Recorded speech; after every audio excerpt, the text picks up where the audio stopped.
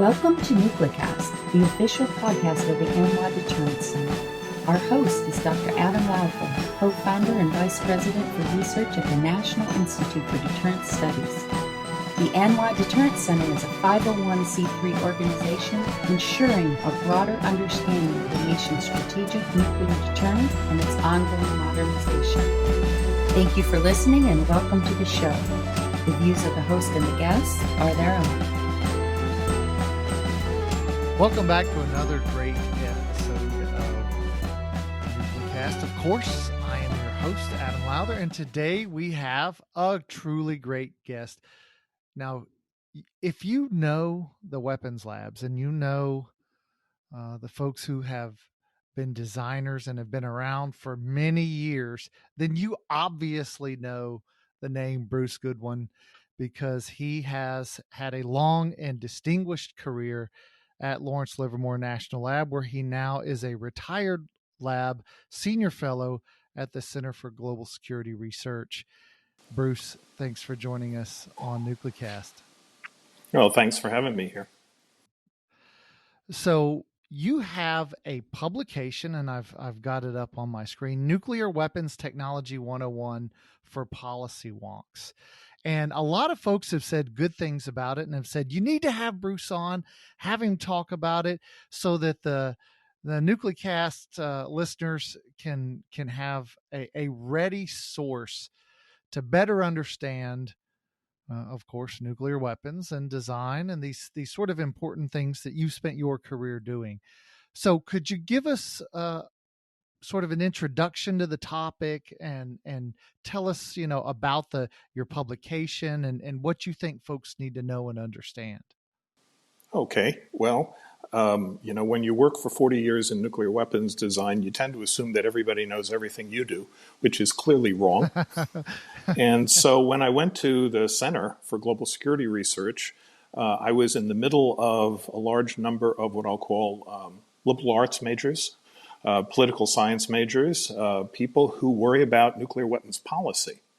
And it became apparent to me that many of them didn't understand how nuclear weapons worked and how that might affect policy.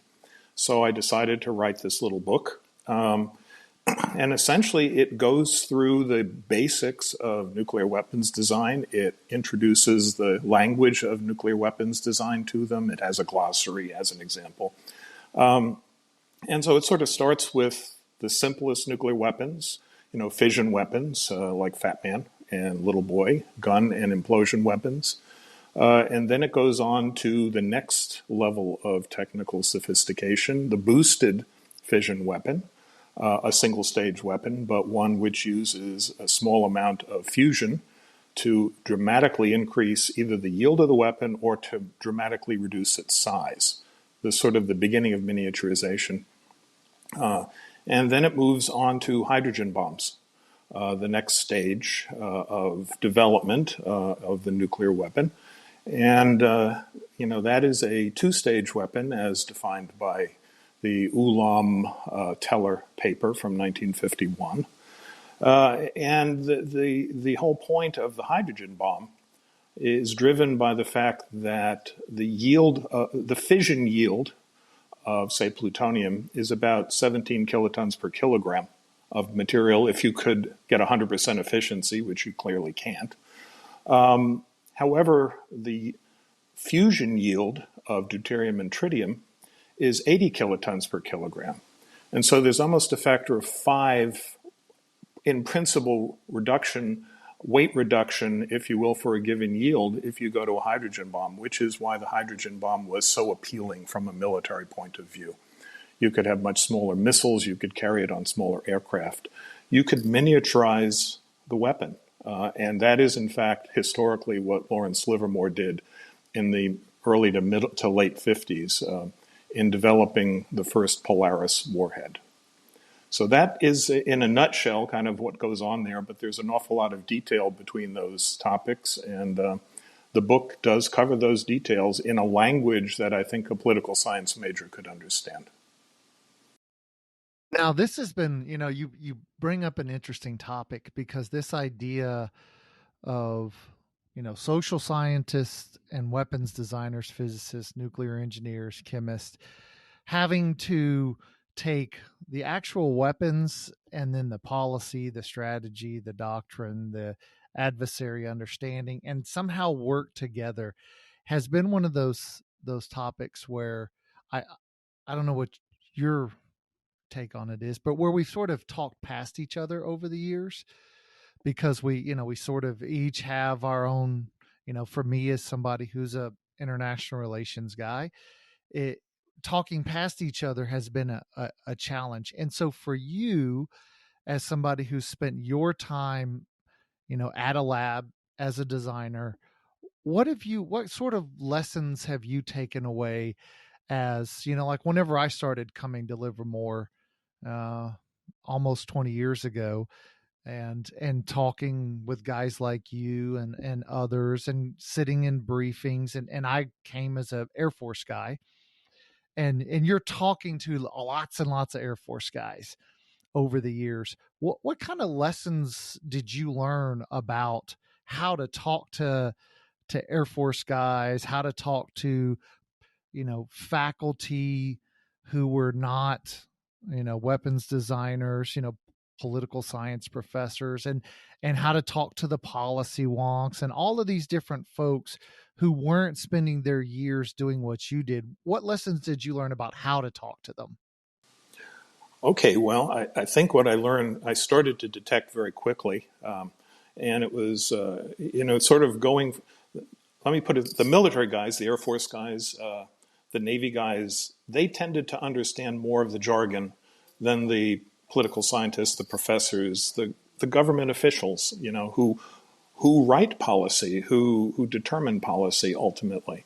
And so I wouldn't say it happened quickly, but I gradually learned what language was understandable and what language was just nerd speak, to be blunt. And so I tried to get rid of the nerd speak, and if I had to use the nerd speak, I tried to define it in the conversation, explain what I was talking about. One of my first presentations at CGSR, I very much appreciated the feedback from actually a visiting Polish political scientist who had listened to the unclassified presentation. And he basically gave me a list of terms that he had no idea what I was talking about. And so I then revised my talk. And it was also he who motivated me then to write the little book that I wrote about Nuclear Weapons Technology 101. Because there's no point in talking to somebody if you're not speaking a language that they understand, to be blunt. And nerd speak is not something that most people understand. I don't mean to call out just policy wonks, but just the public in general. Nuclear weapons designers speak a very strange language, and one has to avoid that language if you're going to explain yourself to the world. So, as you've made presentations to these sort of non-technical crowds over the years, in your evolution, I'm sorry, even to technical crowds, because they don't necessarily deal with the same technology that you deal with. I can be talking to a physicist from Berkeley, and if I use nuclear weapons design nerd speak, they don't know what I'm talking about either, because it's a very special language that's within my community of designers. So the onus is on me. I am the problem, and I have to fix it. Now, you bring up a great point. Now, I'm glad you mentioned that, and it's this idea of who bears the burden of creating the understanding. Is it the political scientist or the policy wonk or whomever who's like, this guy's just too dumb to deal with, or is it the really smart physicist who says, hey, listen, it's the onus is upon me to make sure that this guy who has a expertise in some other area understands my area.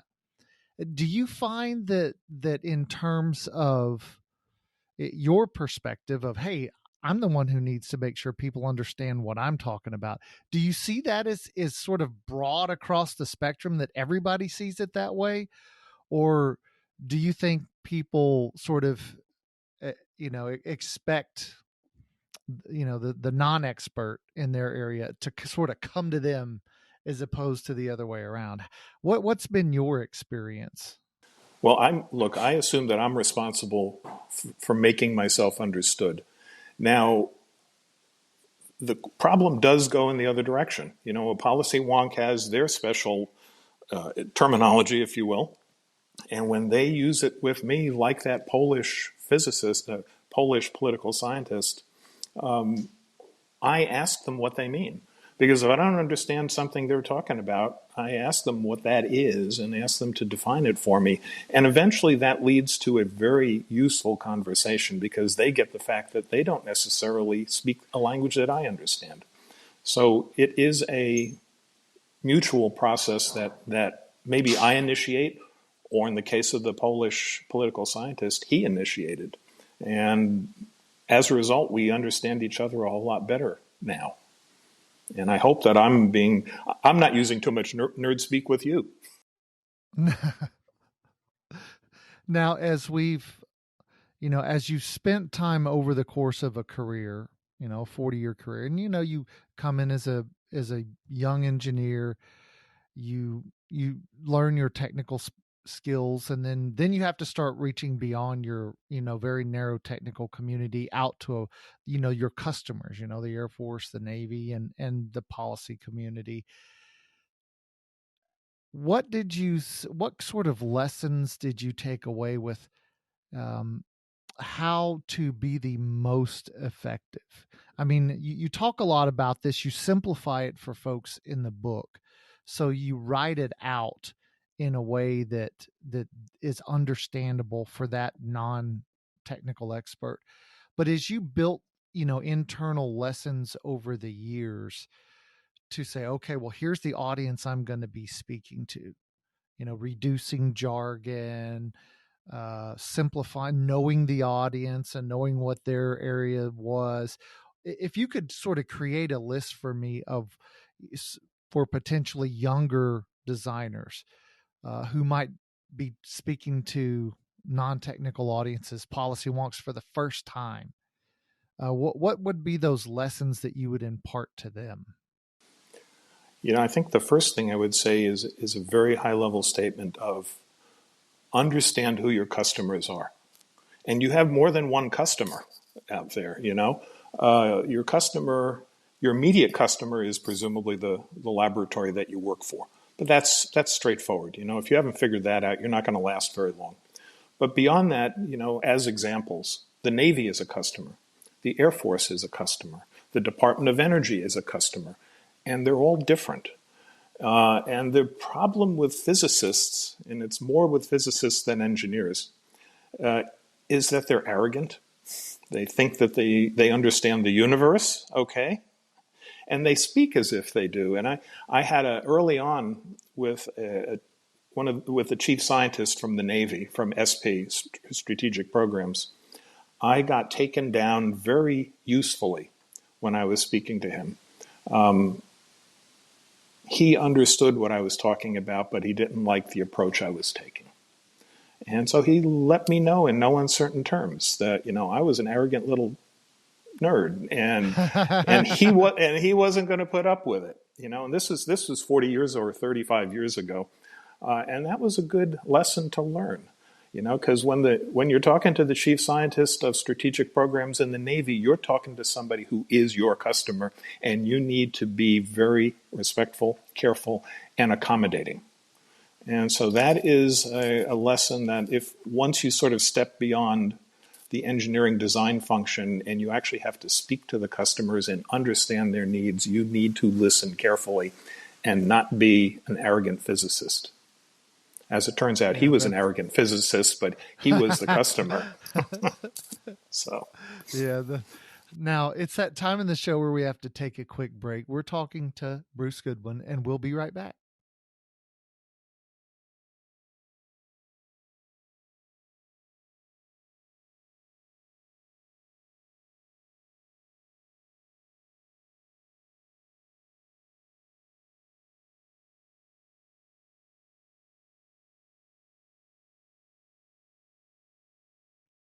And we're back and we're talking to Bruce Goodwin, and he's got a great little book, Nuclear Weapons Technology 101 for Policy Wonks. And we've been talking about this, and, and I don't know if the number of folks who are sort of intrigued about this topic, because for me as a guy who used to go to Livermore 3 or 4 times a year and would bring other Air Force groups to talk to designers and others, it was whenever we decided to talk about the topic, I was like, oh man, this is a great one because this is one I've dealt with myself. But if you haven't dealt with the topic, people may be scratching their heads. And so if you were to take your lessons learned that we've talked about for this specific topic, and you were to broaden it out for a larger nuclear audience, and Nuclecast listeners are, some will be in SSP, some will be in Air Force Global Strike. There's guys and gals from the labs that listen. There's contractors. There's folks from the nuclear energy world. If you were to sort of broaden out your lessons, because it's not just a nuclear physicist to policy wonks problem. It's a much bigger challenge that people across different career fields face. What would be your bigger, broader sort of, hey, listener, you can prevent the takedown I faced, 35 years ago, if you do these things? What would those things be? And I think you probably hit on a couple already, but what additional insights would you offer? Listen. I mean, listening to whoever you're talking to and what they're saying and how it affects what you're saying is fundamental. I mean, beyond, if you don't listen, you're dead. Okay? And I should say, it's not just, your customer may be the other nuclear weapons laboratory. And having worked at both labs, I worked at Los Alamos for 4 years, and then I came to Livermore. Things are different and culturally different, and you need to listen in order to start to understand the culture of the other organization, whether it's the Air Force, the Navy, the Department of Energy, the State Department, Los Alamos. They're all very different, and you need to appreciate their point of view when you're speaking to them. That doesn't mean you don't get into conflict with them, because you may need to, but you need to do it in a professional and, for me at least, a gentlemanly way. So attitude matters, fundamental to everything, I think, if that helps. Oh, it does. It does. Now, so we're at a, in sort of in the geostrategic environment today, people talk about the 3-body problem.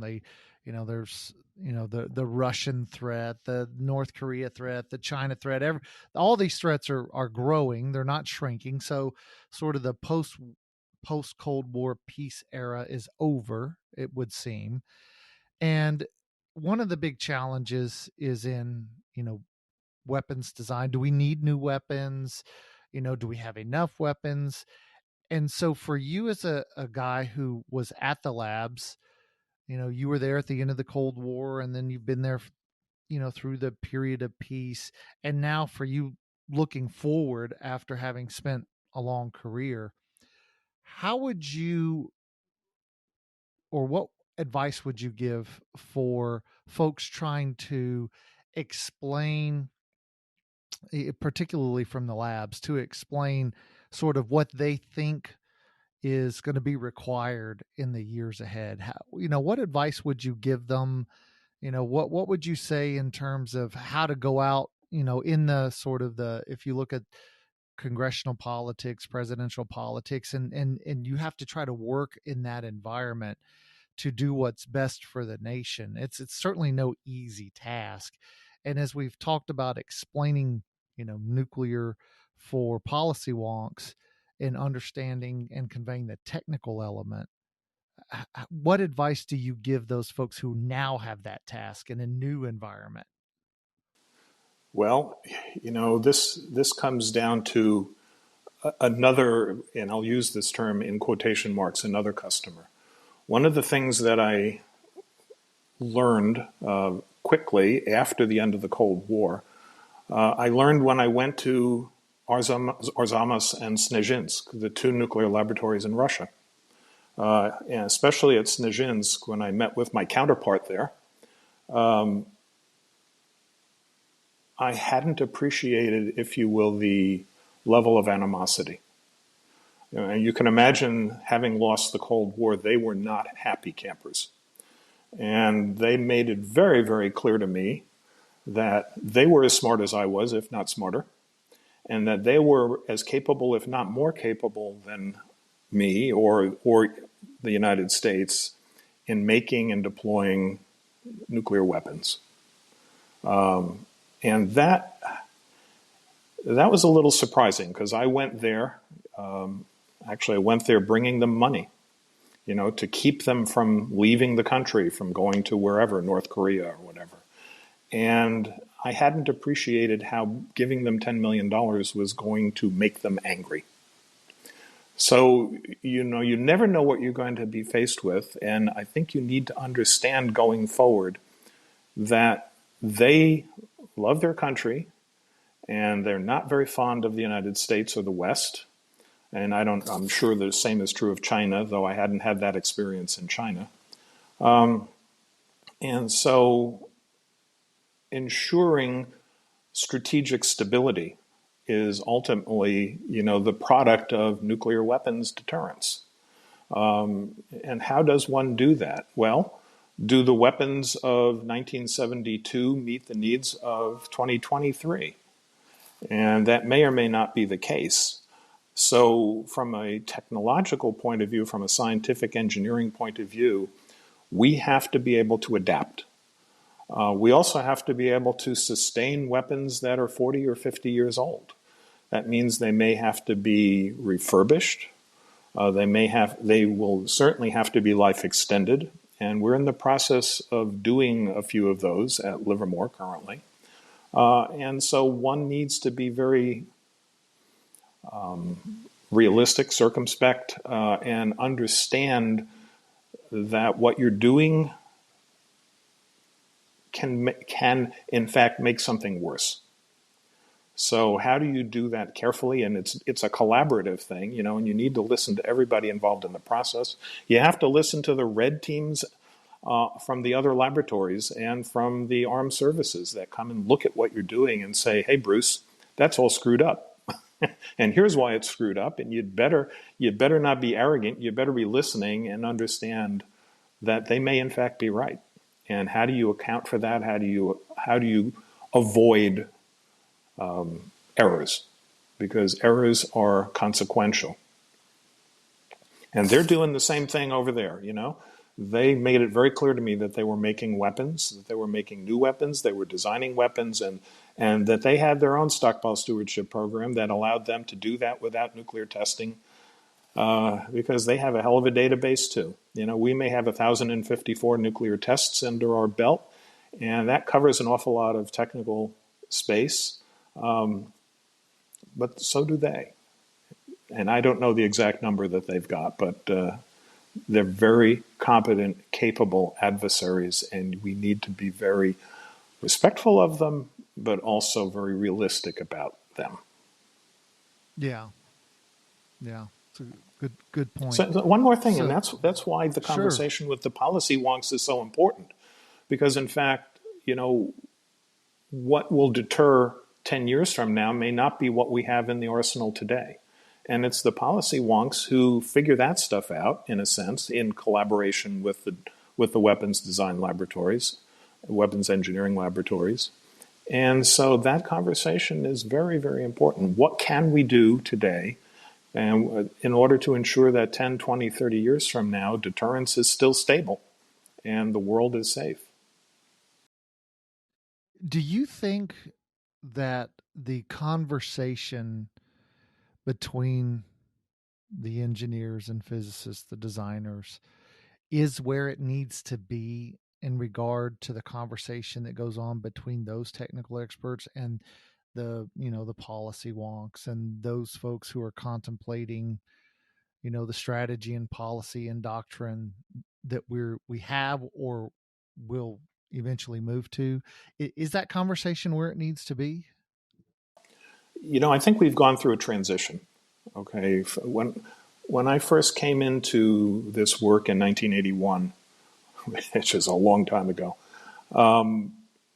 the people that were in Washington were people who had been doing the work themselves, okay, at the labs and elsewhere and in the military. And so they were very hands-on, they had been hands-on, and they had transitioned, if you will, to the policy role. I think that has changed over the years. The people who are in policy in Washington are many fewer of them are people who have come out of the technical areas. They're people, and that's neither good nor bad. That means they bring a different perspective and a different expertise. And so one of the reasons the laboratory established, Ambassador Lehman established the Center for Global Security Research at Livermore, was in order to bring the policy community and the technical community together in one place and have them talk directly to each other over a period of time, a year or more for the people who come in from the policy world and spend time with us here at the laboratory. So, it's done differently today, but I think it's done effectively, and I think it is working. Yeah.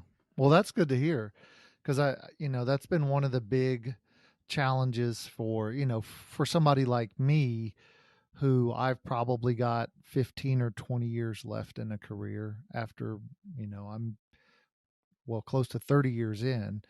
And so I've got that 15 to 20 left.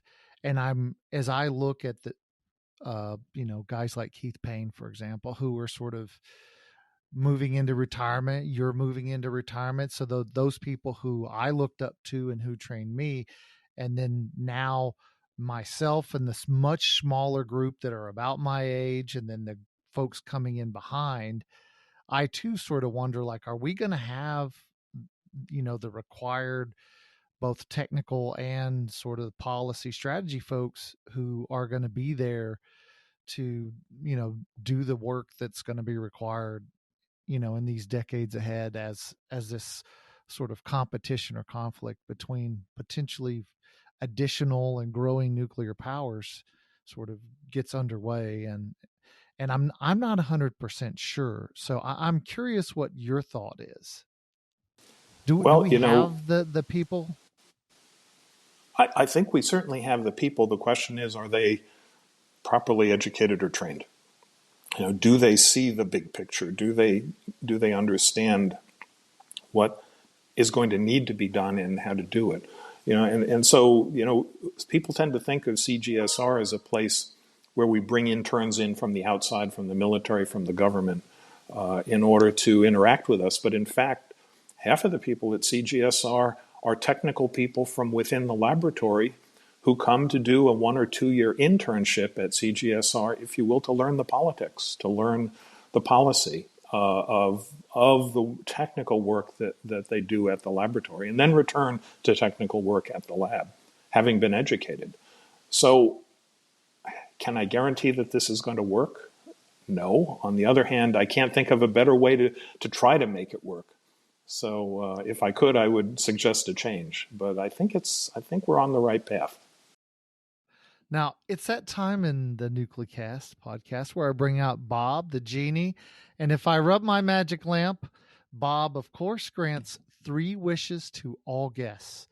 But they cannot be wishes for world peace or fame and fortune or good looks.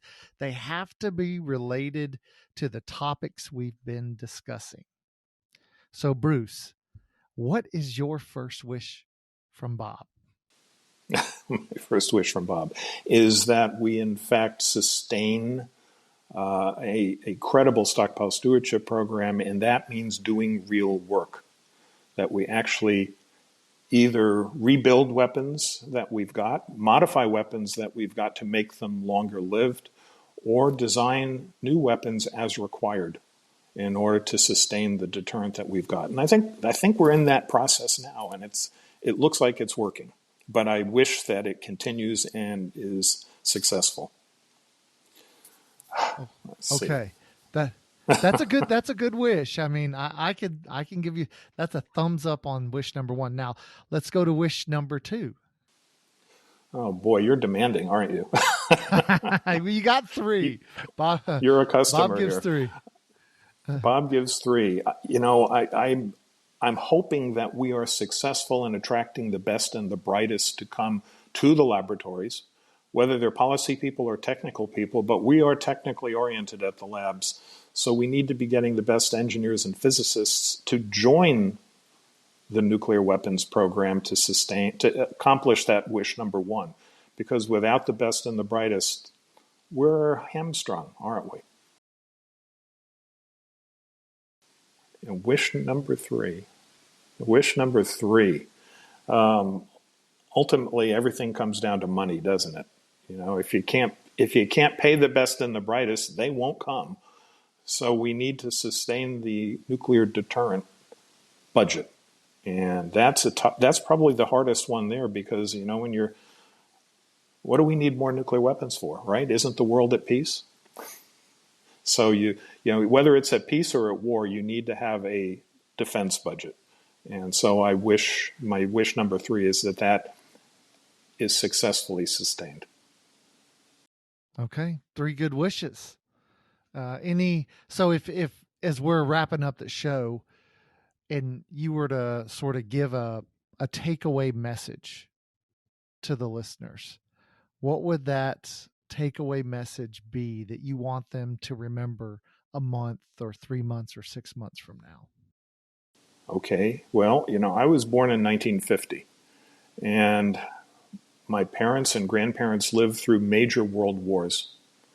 And I have only had to experience no war is minor, but I have not had to go through the trauma in life that they went through. I have lived through 72 years of peace. And I'm trying to remember the political sign, Gaddis. Gaddis refers to this as the long peace. And he attributes it, and I think very rightly, to nuclear weapons. Nuclear weapons made World War impossible. And so, this notion of a world without nuclear weapons, I think, is a very dangerous concept. We need to have nuclear weapons in order to sustain the peace of the world. It has worked, and if we do it right, it will continue to work indefinitely. And so nuclear deterrence is the thing that I would like people to take away, that it is an important thing and it needs to be sustained. All right, Bruce Goodwin, thanks for joining us on NucleCast. Hey, thanks for inviting me. It's been fun. And thanks to you, the listeners, for joining us on this episode, and we'll see you next time. Well, we had a great conversation. Bruce, I met Bruce, 15 years ago or so, when I started going to Lawrence Livermore to see what they were working on. And, the Air Force was sort of the Air Force lab. And so Bruce was always there. He was a senior leader in the lab at the time. And so now that he's winding down his career, and he's had this chance to start looking back, and he's been able to write about nuclear weapons, design for Policy Wonks. It's really interesting to talk about these things, and some of the stories that Bruce had and reflected on, I thought were, really interesting. And I was glad he offered those up. So it's, as we sort of get to that point in our lives where we reflect back on things, it gives us a sense of perspective and hopefully wisdom to, make the world a better place, and, to help others from making our own mistakes. So I'm glad we had Bruce on, and I didn't even know before we started talking, I didn't even know about his, the little book he's done, Nuclear Weapons Technology 101 for Policy Wonks. And it's on the CGSR website. So make sure you go get it and give it a read.